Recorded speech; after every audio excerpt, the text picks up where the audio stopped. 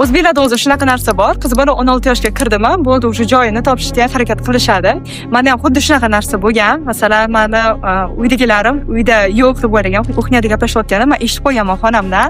Joyimni topishgan ekanda, shunga meni o'sha paytda Amerikaga olib ketishga harakat qilishgan ekan. Eshitib qarasam, afg'on oilasi 5-kelin bo'lib tushimga o'sha narsani gaplashib o'tirishgan ekan. Afg'onka kelin bo'ladi debdi. Juda ham qo'rqib ketganman, chunki birinchidan ammalarim o'zi afg'onka, ular bilan o'zi yashash juda ham qiyin bo'lgan.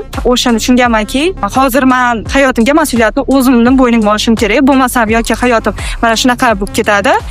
Bu yerdagi yo'l o'sha faqat qullik yo'lda. Afg'onkalar uncha ham hurmat qilishmaydi. Yoki men o'zimni hayotimni o'zim qo'limga olib, mas'uliyat olib, nimadir qilib harakat qilib o'zimga yo'limni topib ketish.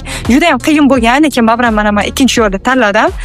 Hozirgi paytda yaxshi ko'rgan turmush o'rtog'im bor, o'zim tanlaganman, u insonni yaxshi ko'rgan kasbim bor. Aytmoqchimanki, har bitta odamni o'zining qo'lida bo'ladi. Qanaqa vaziyat bo'lishidan qat'iy nazar, har bitta odam o'zi hayotiga o'zi mas'ul.